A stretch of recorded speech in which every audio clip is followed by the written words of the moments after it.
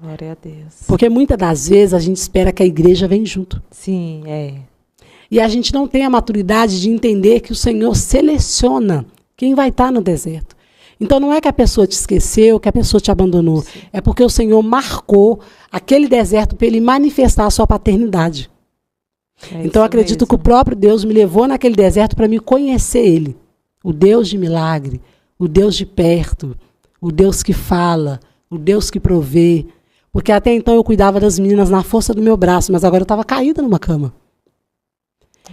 E eu chorando, certa madrugada, eu fui curada da questão da paternidade. Eu senti a presença de Deus me acolhendo, me abraçando. E ele disse para mim, filha, você tem um pai. Eu não consegui dormir, minha irmã. O abraço de um pai que eu nunca tive, naquela madrugada eu senti. Filha, você tem um pai. E aí eu fui curada dessa questão da paternidade. Porque eu não tinha visto meu pai nem em foto, eu nem sabia o nome do homem direito. Pensa. Você nunca teve vontade de conhecer? Ele morreu. Não, sim, mas foto sua mãe não tinha? A gente não tinha contato com a família, porque a família dele morava em outra cidade. Mas quando minha mãe não tinha foto. Quando você nasceu, ele estava vivo ainda? Ou ele já... Ou você ele morreu quando eu tinha uns 5 anos. 5 anos. Minha mãe ficou sozinha com a gente e ele foi viver a vida dele. Então eu fui curada dessa questão da paternidade. E aí o Senhor começou a me levantar ministerialmente na palavra. Eu preguei a primeira mensagem, fiz o esboço, deu tudo certinho, eu gostei. Falei, meu Deus, que coisa linda. E aí na segunda vez eu estava no sofá, fazendo meu esboço, eu ia pregar sobre as muralhas de Jericó, sobre Josué. Um anjo entrou na minha sala, com uma espada. Eu me lembro que a espada, ela cortava, ela era prateada e ela tinha 2 cortes, ela cortava para os 2 lados. Não era uma espada que cortava só para um lado. Sim, sim. E ela era prateada, muito bonita. Ele colocou ela dentro da minha cabeça e foi embora. Eu me lembro, eu não dormi. Igual eu tô te vendo. Meu Deus. Ele introduziu. Espiritual, né? Foi muito espiritual. Bem o começo forte. da caminhada foi de muitas visões. Sim. Foi de muitas visões. Quando eu caí, a pastora me ligou e falou para mim, Valquíria, Ezequiel 1:10 sobre a sua vida. Eu guardei. Depois comecei a ministrar, só que eu fiquei com vergonha de estar sem dente. Porque eu uso uma prótese, eu não tinha essa prótese. Sim. Eu fiquei sem os dentes e sem a prótese. Primeiro eu comecei a pregar de máscara, com vergonha. Depois eu comecei a questionar chorando. Só que um dia o Senhor falou para mim em cima do altar, lá no Rio de Janeiro. Eu fui pregar lá no Morro do Batã, no Rio de Janeiro. Ele disse para mim, você carrega em seu corpo as marcas de uma chamada. Não se envergonhe delas. Você foi marcada. Jesus. E aí nunca mais eu tive vergonha. Aí eu voltei a sorrir, porque eu entendi que eu estava carregando a marca de uma chamada. Assim como Paulo. Os açoites, né, marcaram Paulo. Ele mesmo diz, né, sobre a aparência dele, que não era agradável.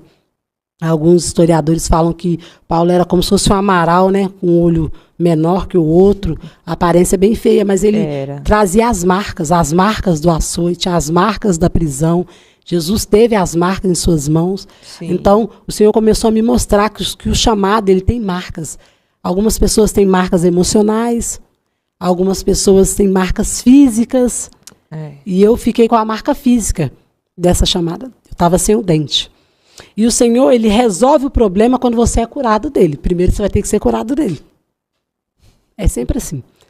Quando eu entendi e aceitei, um irmãozinho orando no monte 2 dias, ele me liga. Eu estou aqui no Monte do Vila Ideal, que é um monte assim, bem conhecido da região. E eu estou aqui no monte e eu estou com uma provisão para você. Você pode vir cá? Eu saí correndo, porque falar para crente que tem provisão, a gente corre, né? Corre, com certeza. Quando eu cheguei no alto do monte, ele estava com um bolo de dinheiro. E ele falou para mim assim, eu estou há 2 dias orando no alto do monte nesse dia. E Deus falou para mim assim, entrega para minha serva, que é para ela tratar e colocar a prótese dela. Olha, como Deus é bom. Deus é fiel, porque eu tinha sido mandada embora do emprego.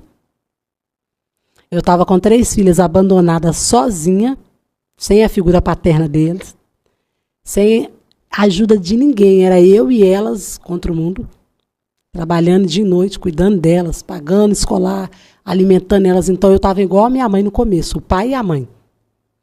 E aí eu não tinha dinheiro para tratar dos meus dentes. Deus enviou essa provisão através da vida desse irmão.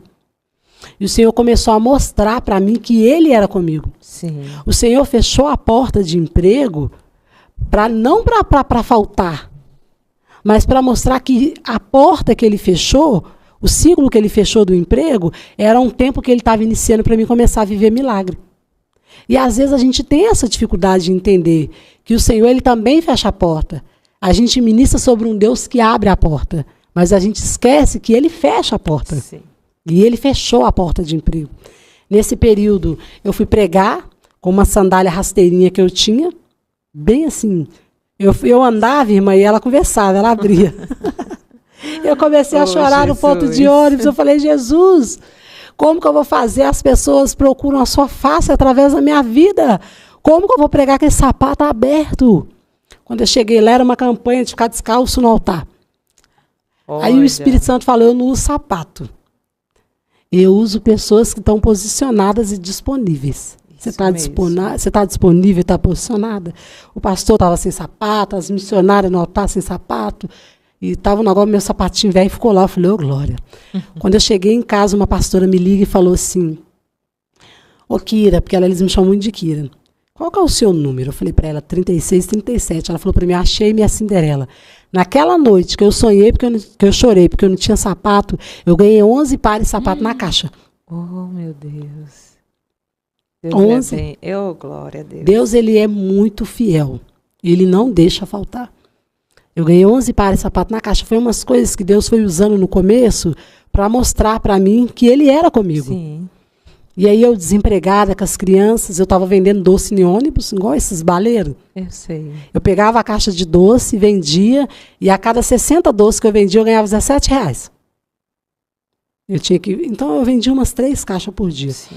Eu ia no ônibus, ia no centro da cidade, ia na porta das escolas, vendia doce de dia e ministrava à noite. E vendia os docinhos para cuidar das meninas. Sem vergonha nenhuma, bem tranquila em relação a isso.